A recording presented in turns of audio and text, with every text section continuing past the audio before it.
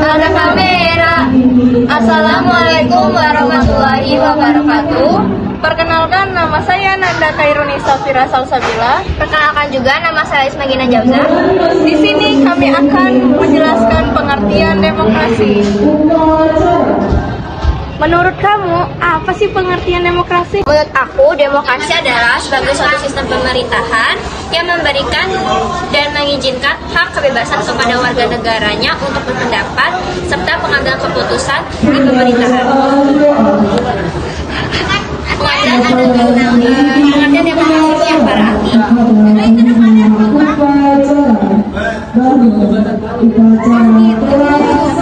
Makasih ya. Guys, mau tahu nggak? Aku mau nanya sama orang yang dapat informasi tentang asas demokrasi yang nggak kalah orang jauh seperti hotnya Lidi. Oke, langsung aja. Mbak, ngajak mulu nih Mbak. Aduh, ada cantik banget Mbak. Aduh, Masya Allah. Aku mau nanya, asas demokrasi itu emang apa ya? Kok kamu mau tahu sih? Ya mau tahu banget dong. Ya sini aku kasih tahu. Mau dibisikin apa enggak nih? Bisa, biar semuanya pada tahu. Langsung aja. Jadi asas demokrasi itu dibagi menjadi dua. Yang pertama itu adalah pengakuan partisipasi dalam negara demokrasi. Ini artinya setiap warga negara memiliki hak untuk turut andil dalam pemerintahan. Yang kedua adalah pengakuan hakikat dan martabat warga negara dalam negara demokrasi. Ini artinya setiap warga negara memiliki hak yang sama. Pemerintah juga wajib melindungi hak asasi manusia dari setiap warga negara tanpa memandang golongan, suku, dan ras. Contoh dari asas demokrasi ini adalah pemerintah wajib memberikan hak kepada seluruh warga negaranya untuk memeluk agama dan menjalankan ibadah. Dan yang kedua, pemerintah juga memastikan setiap warga negaranya memiliki hak yang sama untuk mendapat pekerjaan dan juga pendidikan. Udah deh. Udah, itu doang. Oh, udah. Panjang juga ya. Sampai-sampai lidi saya tinggal sedikit ini. Enggak kok, cuma dua. Emang kenapa tuh? Karena nggak ada orang ketiga. Aduh.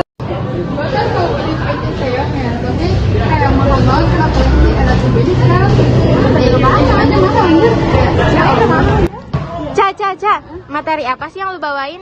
Oh, gue bawain materi demokrasi berdasarkan titik berat perhatiannya. Harusnya demokrasi ini ada 3 macam loh. Apaan tuh?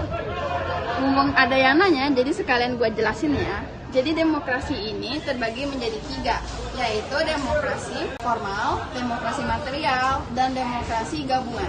Demokrasi formal ini dianut oleh negara liberal. Contohnya ada di sini. Sedangkan pengertiannya, demokrasi ini sangat menjunjung kesamaan di bidang politik dan mereka tidak ada upaya atau mengurangi di bidang ekonomi. Sedangkan di demokrasi material mereka berbanding terbalik dengan demokrasi formal, di mana mereka berfokus pada bidang ekonomi, perbedaan kesenjangan ekonomi, dan tidak menerapkan atau merasa bidang politik ini hanyalah ya sampai dihilangin gitu lah pokoknya kan. Nah, habis itu demokrasi material ini dianut oleh negara sosialis. Lalu yang terakhir ada demokrasi gabungan. Dari namanya aja pasti udah ketebak dong. Berarti demokrasi ini gabungan dari demokrasi formal dan demokrasi material. Demokrasi ini umumnya dianut oleh negara non-blok. Contohnya negara ini ya. Lalu demokrasi ini hanya menerapkan hal-hal baik dari demokrasi formal dan gabungan. Contohnya seperti yang tadi, mereka fokus menerapkan kesenjangan di bidang ekonomi dan politik. Lalu demokrasi gabungan ini tidak menerapkan atau tidak mengambil hal-hal negatif yang berasal dari demokrasi formal dan demokrasi material. Oke, cukup dari itu aja. Bakal dilanjut oleh Bayu ya. Halo, gue Bayu. Nah, di sini gue bakalan nyampein tentang demokrasi berdasarkan hubungan antar kelengkapan negara. Nah, ini nih dibagi menjadi 4. Yang pertama ada demokrasi perwakilan dengan sistem parlementer, yaitu sistem demokrasi pemerintah atau badan eksekutif memiliki hubungan erat dengan badan perwakilan rakyat atau badan legislatif. Yang kedua ada demokrasi perwakilan dengan sistem referendum, yaitu sistem demokrasi di mana semua warga negara dilibatkan dalam memilih wakil mereka di parlemen. Sistem referendum yang berarti pemungutan suara yang dilakukan untuk mengetahui kehendak rakyat. Nah, yang ketiga ada demokrasi perwakilan dengan sistem pemisahan kekuasaan, yaitu sistem demokrasi di mana kedudukan antara dua belah pihak, yaitu badan eksekutif dan badan legislatif, berada pada tempat yang terpisah. Nah, yang terakhir ada demokrasi perwakilan dengan sistem referendum dan inisiatif rakyat, yaitu sistem demokrasi yang menggabungkan sistem demokrasi perwakilan dengan sistem demokrasi secara langsung. Udah itu doang. Udah itu dong. Oke, berarti video selanjutnya bakal dilanjut sama Fitri ya.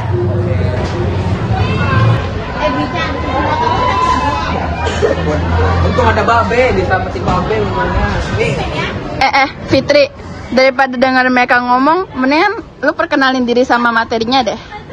Halo teman-teman, aku Fitri Ayu. Gimana tadi penjelasan materi dari Bayu?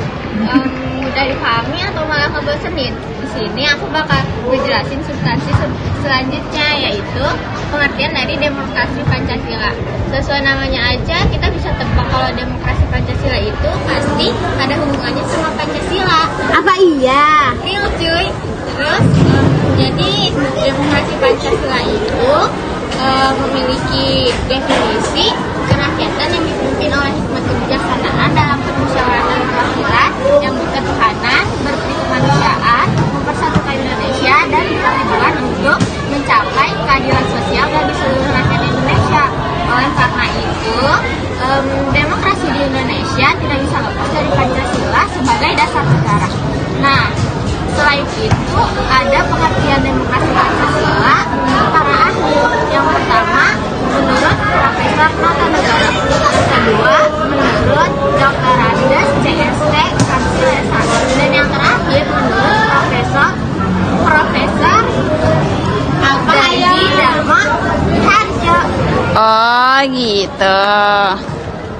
Cuman ini doang nih materinya. Masih ada lagi yang selanjutnya nih bakal diterangin sama Siapa ya? selanjutnya ya. Oke, tutup dulu dong kameranya. Siap. Adrian, perkenalin diri lu sama jelasin materi lu dong. Perkenalkan, nama gua Adrian dan ini gua akan menjelaskan materi prinsip-prinsip demokrasi Pancasila. Yang pertama yaitu berdasarkan pada ketuhanan yang Maha Esa. Demokrasi Pancasila adalah demokrasi yang menolak liberalisme dan sekularisme. Namun demokrasi jenis ini menganut paham religius atau menolak ateisme. Yang kedua, menjunjung tinggi hak asasi manusia. Demokrasi Pancasila adalah demokrasi yang menjunjung tinggi HAM. Yang tiga, kedaulatan rakyat.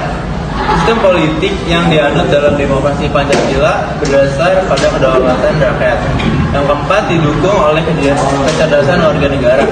Peran warga negara diperlukan dalam mendukung sistem demokrasi yang sehat. Yang kelima, menganut sistem pembagian kekuasaan.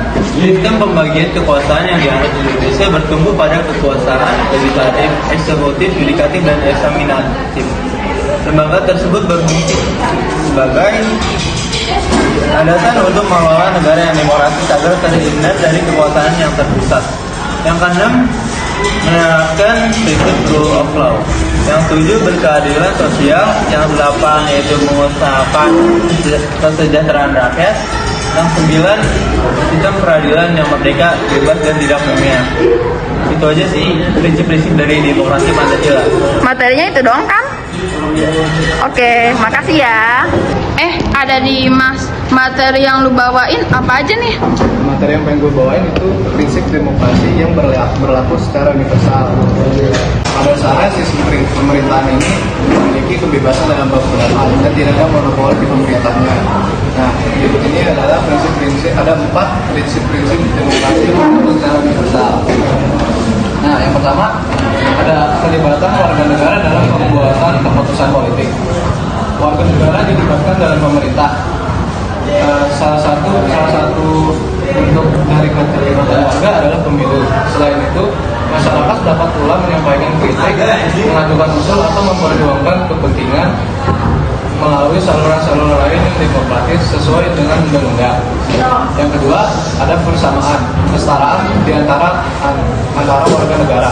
Dalam mewujudkan tujuan dari demokrasi ada prinsip kesetaraan. Kesetaraan ini harus diwujudkan dalam semua sistem pemerintah, baik yang demokratis maupun bukan.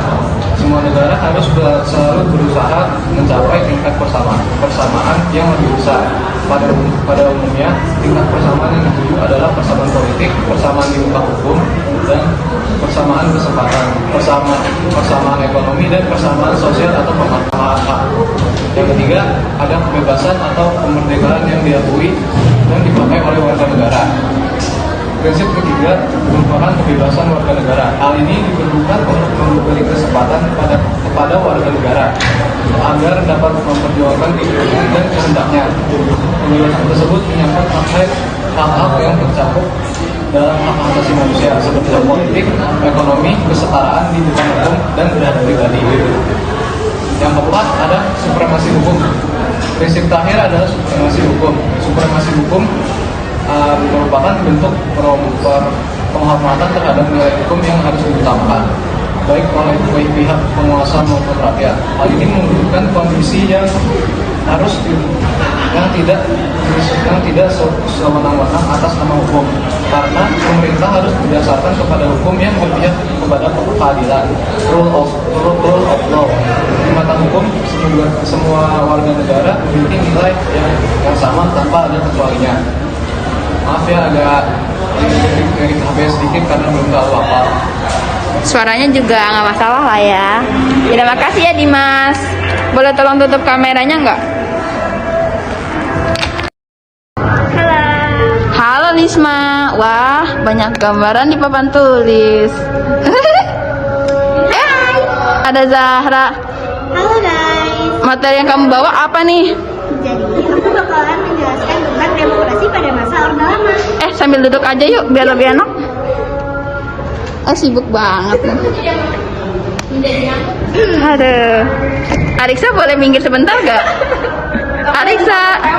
Oh ya udah, oke. Ayo jelasin. Oke, jadi masa Orde Lama itu menganut pada sistem perpolitikan di Indonesia setelah kemerdekaan sejak 1945 hingga 1965. Pada saat ini pula Indonesia sedang dipimpin oleh Soekarno sebagai kepala negara sekaligus kepala pemerintahan. Nah, sejarah singkat Orde Lama berlanjut ketika Indonesia menganut sistem politik demokrasi liberal. Di tahun ini mulai diberlakukan Undang-Undang Dasar Republik Indonesia Serikat serta Undang-Undang Dasar, sementara 1950 yang menganut sistem parlementer. Kebijakan pemerintah pun hanya dipimpin atau diatur oleh Perdana Menteri. Dewan Konstitusi saat itu sempat diperintah untuk membuat undang-undang baru, akan tetapi tidak diproses sampai akhirnya Soekarno merilis dekret Presiden 5 Juli 1959 yang menyatakan bahwa pembubaran konstitusi. Periode 1959 hingga 1966 ini disebut sebagai demokrasi terpimpin sesuai dengan hasil dekret Presiden pada tahun 1959 yang menyatakan bahwa semua sistem pemerintahan dikendalikan Presiden sepenuhnya. Dalam isi dekret juga dijelaskan bahwa Undang-Undang 1945 kembali diterapkan dan Undang-Undang sementara 1950 tidak diberlakukan lagi. Dengan dimulainya demokrasi terpimpin, Soekarno mulai menata kembali parlemen baru dan membubarkan parlemen lama. Satuan tentara juga dilibatkan dalam perpolitikan negeri sebagai kelompok fungsional bersamaan dengan masuknya PKI untuk menyeimbangkan. Meski menurut Soekarno ada campurnya tangan PKI dapat membuat seimbang, nyatanya campur tangan PKI itu malah membuat konflik yang pada puncaknya menjadi terjadinya peristiwa G30 PKI pada 30 September 1995. Kedekatan Soekarno dengan PKI membuat para rakyat menjadi khawatir dan terlalu takut akan dekatnya pemimpin negara pada PKI akan menimbulkan munculnya paham komunisme. Hal tersebut membuat reputasinya Soekarno menurun dan tidak dipercayai lagi atas dasar itulah Soekarno pada tanggal 23 Februari 1975 Soekarno menyerahkan jabatannya di Istana Negara dan jabatannya resmi diserahkan kepada Soeharto. Setelah kepemimpinan berada di tangan Soeharto, masa Orde Lama beralih menjadi Orde Baru sebagai tanda pergantian pemerintahan. Materi yang aku bawain sampai situ aja ya guys. Terima kasih, maaf kalau misalnya ada kesalahan. Selanjutnya akan dilanjutkan oleh Iqbal. Kak, Ada apa nih, Mak? Bakaran? Oh, ada. ya aduh, Kak, jangan begitu. Mau nanya, apa sih pengertian demokrasi pada Orde Baru? Oh, demokrasi pada Orde Baru itu terjadi pada tahun 1965 sampai dengan 1998. Nah, pada Orde Baru ini dimulai setelah masa transisi, yaitu pada tahun 1966 sampai dengan 1968. Nah, saat itu Soeharto dinaikkan menjadi Presiden Republik Indonesia. Bukan dinaikkan pangkatnya jadi mandur ya, jadi presiden, oke? Nah, pada Orde Baru ini disebut dengan konsep demokrasi Pancasila. Pada masa Orde Baru ada visinya, yaitu menerapkan Pancasila dan Undang-Undang Dasar 1945 secara murni dan konsekuen pada aspek kehidupan masyarakat. Nah, dengan visi tersebut, masa Orde Baru memberikan harapan terhadap rakyat Indonesia, terutama pada perubahan-perubahan politik. Ada juga beberapa hal yang menjadikan rakyat Indonesia percaya bahwasannya Soeharto itu menjadi pemimpin pada masa Orde Baru. Yang pertama itu Soeharto dianggap dapat mengeluarkan Indonesia dari keterpurukan. Yang kedua, Soeharto memberantas PKI yang menjadi musuh kita sampai saat ini. Dan yang terakhir, Soeharto dapat menstabilkan negara setelah pemberontakan PKI tersebut dengan waktu yang sangat singkat. Iya. Real gak nih cuy? Real banget cuy. Masa? Serius. Emang dapat dari mana tuh infonya? Emangnya sih ya anak muda zaman sekarang itu tidak mungkin membaca dari buku, pasti ya dari Google. Itu tahu, bener banget. Yaudah deh, makasih ya bang. Oke.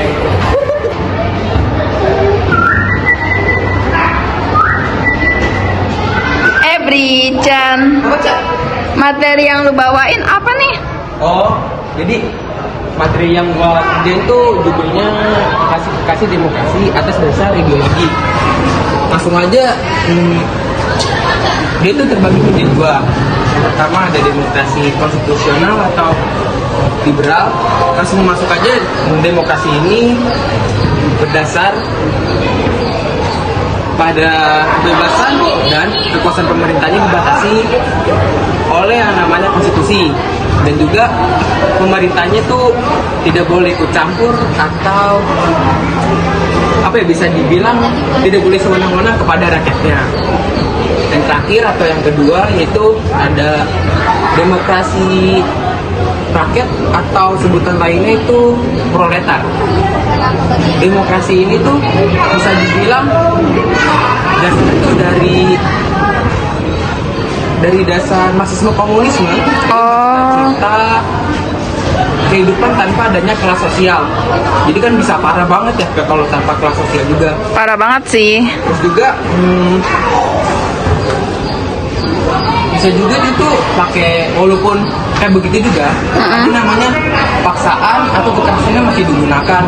Kalau emang itu harus diperlukan supaya bisa dibilang sih, supaya bisa terwujudnya cita-cita sama apa ya? Keinginan gak sih? Keinginan bisa jadi. Demokrasi rakyat itu bisa diperlukan. Oh gitu. Itu aja materi lo. Aja. Is, gitu. keren sih, gila.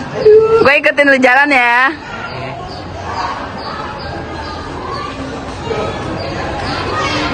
Bu Linda. Ada Saskia. Siapa ya? Lu kan sekelompok sama gue ya? Iya. Boleh tahu nggak sih materi yang lu bawain itu apa aja? Materi yang gue bawain ini ada demokrasi pada era reformasi. Wah, isinya ada apa aja tuh? Sebelum itu aku akan menjelaskan dulu tentang demokrasi pada era reformasi. Sambil duduk aja yuk biar nggak capek. Ayah, aku juga mau tahu sih, aku capek. Aku juga capek soalnya, aku yang videoin. Era tersebut dikenal dengan era reformasi yang dipandang sebagai awal periode demokrasi Indonesia dengan sistem yang terbuka dan liberal. Reformasi adalah perubahan terhadap sistem yang ada pada suatu negara. Reformasi ini bisa disebut juga sebagai era pasca Soeharto yang dimulai pada tahun 1998 dan mengakhiri kekuasaannya selama 32 tahun lamanya. Soeharto melepas jabatannya pada 21 Mei 1958 yang dimana pada saat itu terjadi demonstrasi besar-besaran yang dilakukan oleh para mahasiswa sehingga membuat Presiden Soeharto tidak memiliki pilihan lain selain mengundurkan diri. Guys, karena ada kesalahan teknis, saya minta maaf ya. Jadi aku bakal lanjutin video ini dengan via suara ya. Pada 21 Mei 1998 di Istana Merdeka, Presiden Soeharto secara resmi menyatakan dirinya berhenti menjabat sebagai Presiden Indonesia. Sejak saat itu, kepemimpinan beralih dari Soeharto ke B.J. Habibie dan terbentuklah era reformasi. Adapun demokrasi yang diterapkan di Indonesia pada era reformasi adalah demokrasi Pancasila. Setelah menjabat, Presiden B.J. Habibie meletakkan fondasi yang kuat bagi pelaksanaan demokrasi Indonesia pada masa selanjutnya. Salah satunya, pada era reformasi diberikan ruang kebebasan pers sebagai ruang publik untuk berpartisipasi dalam kebangsaan dan kenegaraan. Di era Orde Baru, pemberedelan atau pencabutan surat izin usaha pers kerap dilakukan apabila tidak sejalan dengan pemerintah. Kemudian di era reformasi, sistem multipartai diberlakukan. Hal ini terlihat pada pemilihan umum 1999. Nah, selanjutnya ada beberapa ciri atau karakter demokrasi pada masa reformasi. Kebebasan pers lebih baik, sistem pemerintah presidensial, akhirnya banyak partai di Indonesia atau yang biasa disebut dengan sistem multipartai. Pemilu dijalankan dengan lebih demokratis dengan sistem jujur dan adil, dan luber, langsung, umum, bebas, dan rahasia. Dan yang terakhir ada terjaminnya hak-hak dasar warga negara seperti kebebasan berpendapat. Video ini belum selesai loh guys. Masih ada loh pembelajaran terakhir. Untuk tahu penjelasannya, kalian harus ulang video ini dari awal ya. Makasih ya. Sama-sama. Kalau menurut kamu pengertian demokrasi itu apa? Menurut aku, kita sambil jalan yuk. Kalau menurut aku nih, demokrasi adalah suatu bentuk pemerintahan di mana kekuasaan ataupun kedaulatannya sepenuhnya dimiliki oleh rakyat. Contohnya, menghargai pendapat teman ataupun keluarga untuk masukan terhadap kita. Oh gitu. Oh gitu. Lah aku baca oh gitu pendapat kamu.